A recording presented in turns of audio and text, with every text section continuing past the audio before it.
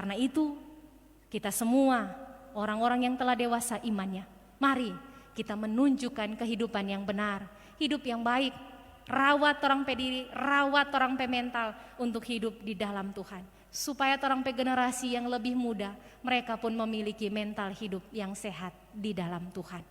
Pergumulan itu hanya menjadi ujian yang melatih kita mengelola emosi dan bertindak dengan benar. Minta Tuhan menolong kita. Tuhan memberkati kita dengan firman-Nya. Amin.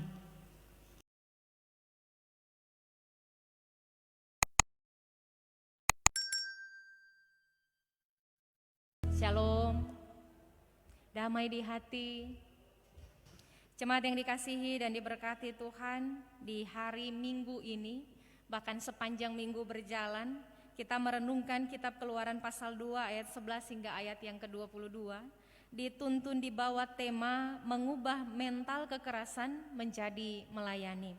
Saya baca dalam Kamus Besar Bahasa Indonesia, mental artinya sesuatu yang berkaitan dengan batin atau watak manusia. Mental tidak kelihatan pada tubuh secara fisik, tidak seperti kita melihat mata, tangan, kaki.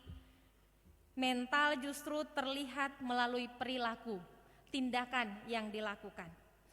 Ketika ada seorang perempuan bertubuh kecil, yang tampak di depan mata adalah sosok yang lemah karena dia perempuan dan bertubuh kecil.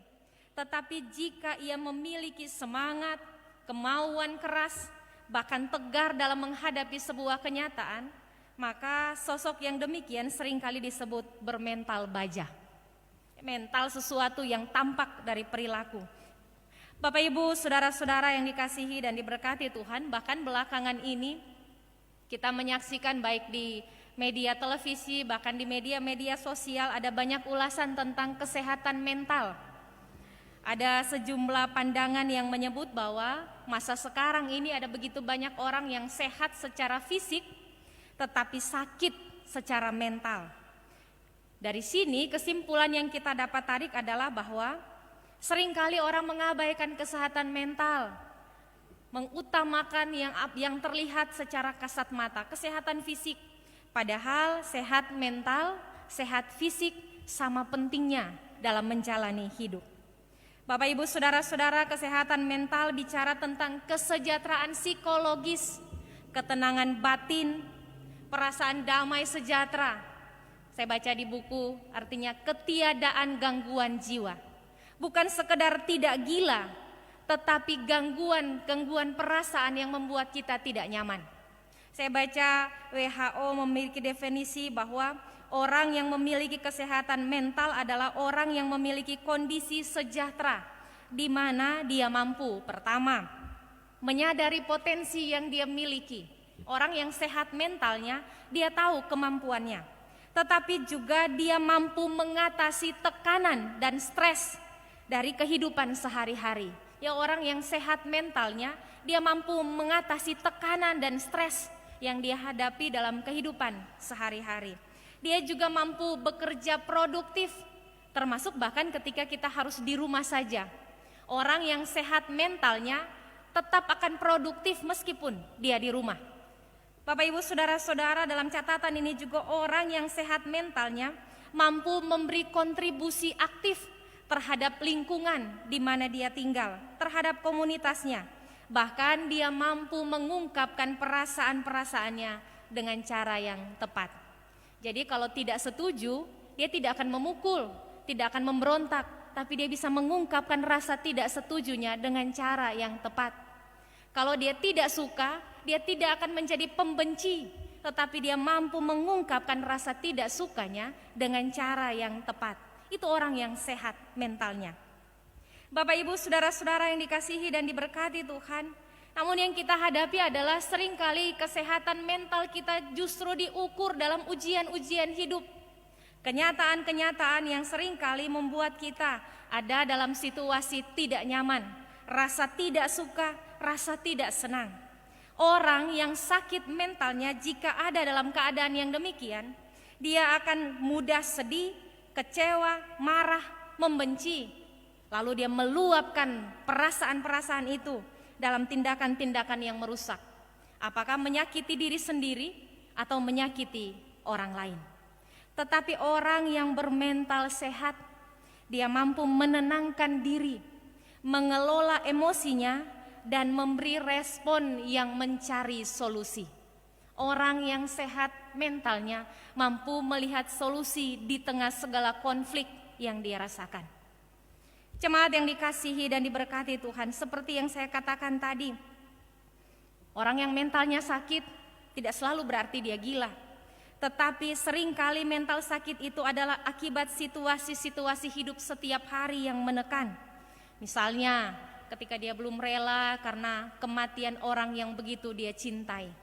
Seringkali rasa terpuruk, rasa duka cita mendalam, menimbulkan stres yang berat dan frustasi. Sakit mentalnya. Atau karena didikan orang tua yang keras. Seringkali kita menyaksikan ada anak yang berperilaku keras, ada anak yang suka memberontak, ada anak yang tumpul kemampuan mengungkapkan emosinya. Karena didikan dalam keluarga. Kalau salah sadiki pukul, salah sadiki dimaki, perkataan-perkataan pedas dan keras, pukulan-pukulan, itu yang membawa dia tumbuh dalam kekerasan. Ada anak yang tumbuh di tengah pertikaian orang tua, bahkan tumbuh di tengah perceraian orang tua. Ada orang tua yang sampai sobat cere, masih bakalai. So pisah, masih baku musuh. Sama-sama baku musuh, baku pisah tetap baku musuh. Anak tumbuh di tengah ketidakstabilan pernikahan. Kekerasan mental yang sakit itu diciptakan dari situasi-situasi yang demikian. Atau ketika kita menerima perilaku bully, dihina, ditekan, keadaan-keadaan yang demikian, bully juga menciptakan orang sakit mentalnya. Termasuk situasi-situasi lingkungan. Persoalan-persoalan ekonomi, PHK, kebangkrutan usaha, masalah-masalah hidup lainnya memang seringkali menggiring kita ada dalam perasaan-perasaan tidak nyaman yang kalau tidak kita kelola dengan baik, kita bisa sehat secara fisik tapi sakit secara mental. Mental keras, mental bermental kekerasan seringkali terlihat dalam tindakan-tindakan yang suka marah, cepat sekali marah, memukul, membunuh, merusak. Secara fisik kita bisa melihatnya. Tetapi juga ada orang yang meskipun dia pendiam, memiliki mental yang keras. Ketika dia adalah pendendam, pembenci, pembawa perpecahan. Bapak Ibu, saudara-saudara yang dikasihi dan diberkati Tuhan, hal ini bisa menyakiti orang lain, tapi pasti menyakiti diri kita sendiri. Jemaat yang dikasihi dan diberkati Tuhan, dalam tema perenungan ini, firman Tuhan mengajak kita untuk melihat kehidupan Musa. Bagaimana dengan Musa? Saudara-saudara, Musa adalah tokoh yang sangat populer di kehidupan orang Ibrani, orang Israel. Tetapi dia juga adalah tokoh yang sangat populer dalam sejarah agama-agama, baik di agama Kristen, di agama-agama yang lain. Dia juga menjadi tokoh yang populer dalam catatan sejarah dunia. Musa adalah anak bungsu Amran dan Yokebed, keluarga Ibrani yang tinggal di Mesir, jauh setelah Yusuf mati. Ketika kelaparan terjadi, Yusuf anak Yakub menjadi penguasa kedua di Mesir. Maka Yakub dan keturunannya pindah ke Mesir, tinggal di sana. Sebab Mesir memiliki persediaan makanan yang sangat banyak. Kita ingat cerita tentang 7 tahun kelaparan, 7 tahun kelimpahan. Jemaat yang dikasihi dan diberkati Tuhan, Amran dan Yokebed adalah keturunan Lewi. Lewi adalah sosok yang keras. Kalau kita ingat cerita Dina dan Sikem, ketika Sikem memperkosa Dina anak bungsu Yakub, adik dari Lewi. Maka yang dilakukan oleh Lewi adalah datang nih Sikem dan Sikem pe papa, dorang minta baku atur damai supaya Dina boleh menikah dengan Sikem karena Sikem begitu mencintai Dina. Lewi dengan saudaranya berkata, "Torang nak mau kawin kalau dengan keturunan yang tidak bersunat." Maka mereka bersepakat, pulanglah mereka dan menyunatkan diri satu bangsa bahkan dengan ternak. Tetapi 3 hari ketika mereka sedang ada dalam situasi yang kesakitan, Lewi datang dengan saudaranya dan membunuh semua laki-laki. Lewi adalah sosok yang sangat keras. Musa keturunan Lewi. Bapak Ibu saudara-saudara, Musa memiliki dua orang kakak, Miriam yang tua, Harun yang kedua, Musa yang bungsu. Dia lahir ketika orang Israel sedang mengalami kerja paksa di Mesir. Ketika Firaun yang baru memerintah itu takut terhadap perkembangan bangsa ini yang makin hari makin banyak, Firaun berpikir mungkin satu waktu orang Israel akan menjadi musuh baginya. Sebab itu dia menerapkan kerja paksa untuk membangun dua kota perbekalan, Pitom dan Ramses. Tapi kerja paksa tidak menurunkan jumlah populasi orang Israel. Sebab itu Firaun memerintahkan kepada dua bidan, Sifra dan Pua, yang menolong perempuan Ibrani bersalin. Kalau lahir perempuan boleh kasih biar hidup, tapi kalau lahir laki-laki harus dibunuh. Sifra dan Pua adalah bidan yang ditugaskan untuk itu. Tapi mereka takut. Sebab itu ketika Musa lahir, mereka menyerahkannya kepada orang tuanya. Yokebed dan seisi keluarganya menyembunyikan Musa 3 bulan. Tapi mereka tidak bisa lagi menyembunyikan lebih lama. Sebab itu mereka memutuskan meletakkan Musa dalam keranjang dan menghanyutkannya di tepi sungai Nil, tepat pada saat putri Firaun mandi. Maka Musa ditemukan oleh sang putri, lalu oleh Miriam dicarikan inang pengasuh. Musa dirawat oleh Yokebed sampai dia beranjak dewasa. Jemaat yang dikasihi dan diberkati Tuhan, ketika Musa sudah besar, oleh orang tuanya diserahkanlah kembali kepada putri Firaun. Sang putri memberi nama Musa yang artinya ditarik dari air. Lalu di sana dia menjadi pangeran dalam kerajaan Mesir, dididik sebagai seorang pangeran, menerima pendidikan yang pantas sebagai keluarga kerajaan. Dia mengalami kehidupan yang jauh lebih baik dari saudara-saudaranya yang sedang menjalani kerja rodi. Jemaat yang dikasihi dan diberkati Tuhan, Alkitab bercerita bagian yang kita baca tadi, satu waktu Musa keluar untuk melihat saudara-saudaranya yang sedang mengalami kerja paksa, lalu mendapati seorang Mesir memukul saudaranya orang Ibrani. Dia memutuskan untuk membunuhnya. Rasa sakit yang dia rasakan, rasa kecewa karena bangsanya diperlakukan dengan tidak adil, rasa memiliki terhadap bangsanya, kecintaannya, membuat dia terluka ketika saudaranya diperlakukan dengan tidak baik, mendorong dia melakukan tindakan kekerasan. Dia membunuh orang Mesir itu. Bapak Ibu saudara-saudara yang dikasihi dan diberkati Tuhan, apapun alasannya, membunuh adalah dosa, membunuh adalah kejahatan. Bahkan ketika itu kita lakukan untuk membela orang lain. Musa lari ke Midian. Di sanalah Allah memproses Musa, sosok yang memiliki masa lalu melakukan tindakan kekerasan itu, diubahkan oleh Allah, dipakai Tuhan untuk membawa Musa melayani Tuhan. Musa bilang, Tuhan saya tidak pandai bicara, Tuhan kita ingin tahu mau bilang apa, Tuhan bagaimana kalau orang tidak percaya kita menjadi pemimpin bangsa ini. Karena orang Israel tidak punya pemimpin di masa itu, mereka tidak mendengar orang lain. Tuhan bagaimana kalau Firaun menolak, bagaimana itu? Tuhan menyatakan kuasanya kepada Musa. Sebab itu Allah memperlengkapi dia.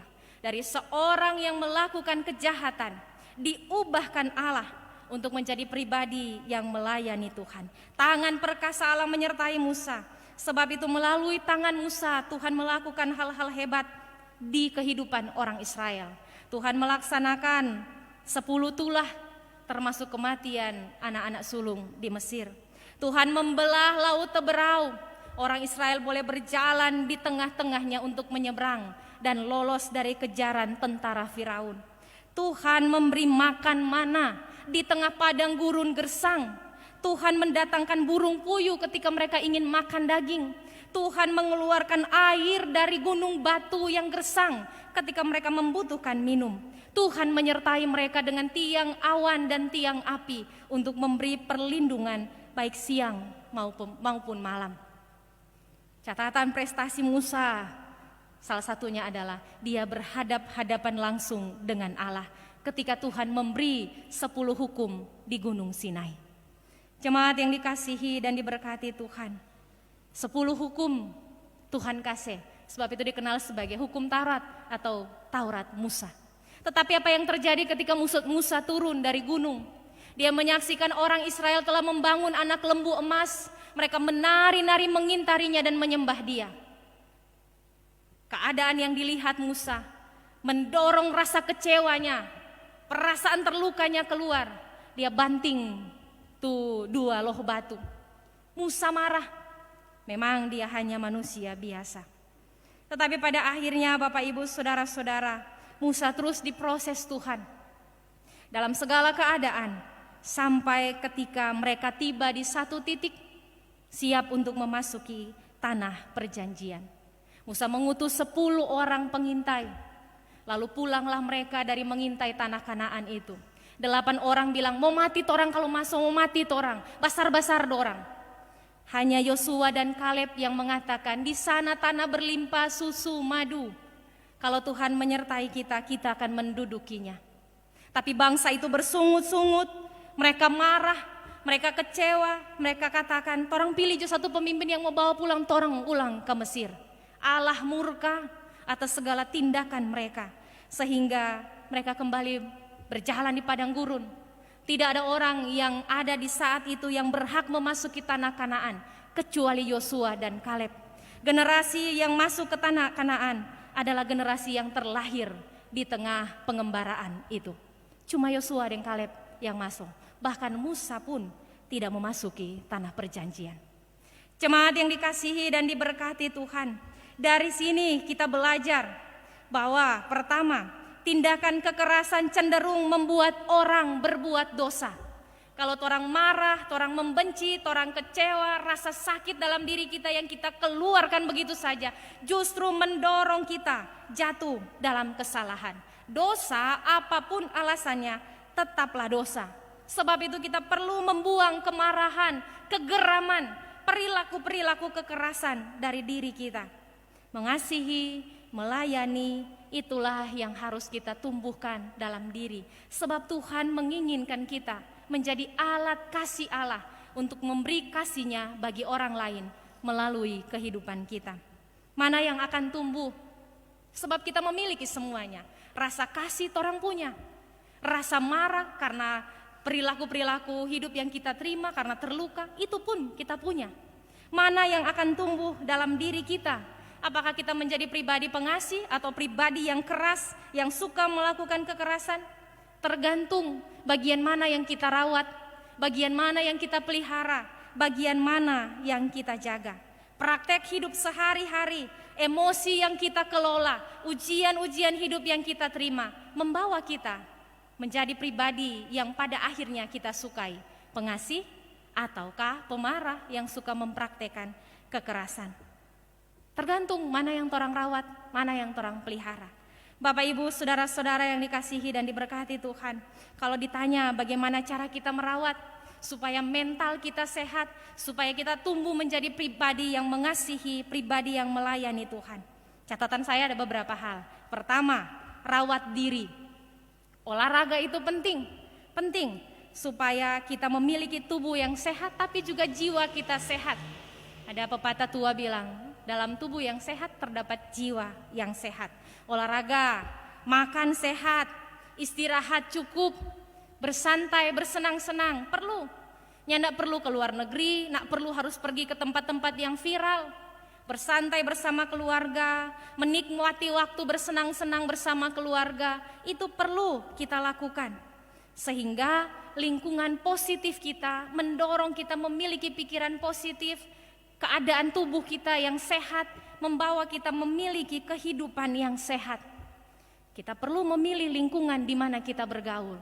Kalau orang bergaul yang tukang gosip, orang bergaul yang orang-orang pangmabo, orang ada di tengah kehidupan panjudi, orang bergaul dengan orang yang biasa-biasa selalu mempraktekkan bahugal, maka kita akan terdorong untuk melakukan hal yang sama. Pilih lingkungan hidup kita yang positif, sehingga segala apa yang kita usahakan untuk menjaga fisik kita sehat, mental kita, batin kita pun ikut sehat karena kita ada di lingkungan yang sehat. Itu pertama. Yang kedua, bekali diri kita dengan kemampuan untuk mengatasi masalah. Bekali diri kita dengan kemampuan untuk mengatasi masalah. Dari mana kemampuan itu mau datang? Dari firman Tuhan. Karena itu jangan mengabaikan firman. Jangan menjauhkan diri dari waktu-waktu membaca Alkitab. Apakah dalam bentuk buku, buku-buku renungan, atau di aplikasi-aplikasi handphone. Jangan pernah melewatkan satu hari di hidup kita tanpa membaca firman Tuhan. Sebab itu yang membekali kita, menjadi alat yang dapat kita pakai untuk melatih kemampuan kita mengatasi masalah-masalah hidup. Jangan cuma nonton TV, nonton di YouTube atau di aplikasi atau di media yang lain. Hal-hal yang menyangkut perkembangan dunia. Bagus. Tetapi bekali diri dengan firman. Supaya kalau orang lihat angka COVID bertambah, supaya kalau orang lihat angka kematian bertambah, peperangan terjadi, bencana alam terjadi, dan hal-hal yang menakutkan dalam hidup, kita tidak akan kehilangan pengharapan. Kita tidak akan kehilangan iman. Kita tidak akan kehilangan arah hidup. Sebab firman Tuhan teguh bagi kita. Tuhan pegang kendali atas hidup kita. Kita tidak akan khawatir, kita tidak akan takut, kita akan melangkah dengan optimis. Karena Tuhan yang memberi hari hidup bagi kita. Daud bilang begini, hanya dekat Allah saja aku tenang. Totong dekat dengan Tuhan, ketenangan batin, damai sejahtera Tuhan berikan bagi kita. Jangan memberi label negatif pada diri sendiri. Kalau orang ada dalam pergumulan, jangan aja bilang pada diri sendiri, ya payah ngana, ya kasihan ngana, ya kurang sakit-sakit ngana, ya anak mampu ngana. Kalau kita memberi label negatif pada diri kita sendiri, maka kita akan menjadi orang yang demikian. Jangan memberi label negatif pada orang lain, termasuk anak kita, suami kita. Kalau petompe suami tong bilang payah ngana, tompe anak orang bilang payah ngana, ndak mampu ngana. Maka kita menekan mereka, yang membuat mereka pun tidak akan memiliki kehidupan yang positif karena kita ada di lingkungan mereka. Perkatakan firman, Alkitab bilang begini, pikirkan apa yang baik, yang manis, yang sedap didengar, yang mendatangkan kebajikan. Pikirkan semua itu supaya kita bertumbuh positif. Kita tidak memberi label negatif pada diri kita. Jangan memprovokasi diri. Kalau ada orang bikin sesuatu, lalu kemudian orang tersinggung, jangan memprovokasi diri. Ya ngana dong so nak pake, ya apa kok ngana, duh ngana pe harga diri dong so injang-injang. Kalau kita memprovokasi diri, maka rasa luka, rasa sakit mendorong kita untuk justru bertindak negatif, membalas apa yang jahat yang kita rasakan. Apa yang perlu kita lakukan? Berdiam diri dengan Tuhan. Amsal pasal 14 ayat 17 mengatakan demikian. Siapa lekas naik darah berlaku bodoh, tetapi orang bijaksana bersabar. Sekali lagi, siapa lekas naik darah berlaku bodoh, tetapi orang bijaksana bersabar. Dari perenungan pagi hari ini kita juga belajar bahwa kita tidak bisa mengubah masa lalu, tetapi Allah selalu sanggup memberi kita masa depan yang lebih baik. Apa yang terjadi di hari kemarin sudah terjadi.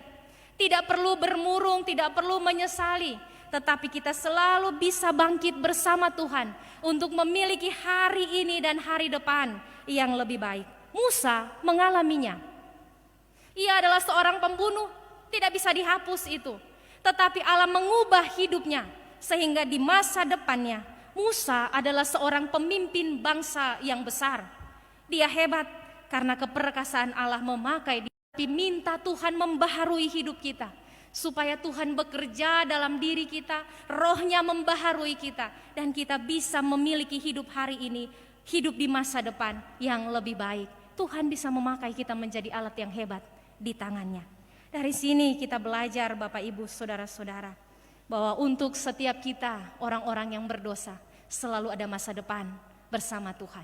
Jadi jangan bilang, duh orang kok pang mabo, ya kita kok pernah bahugel, kita kok bajudi. Mari tinggalkan dosa.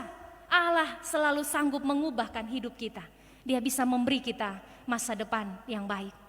Kalau kita membuat hal-hal yang salah, tinggalkan itu, biar tuh segala kesalahan itu menjadi masa lalu, dan kita bisa menyongsong masa depan yang baik bersama Tuhan.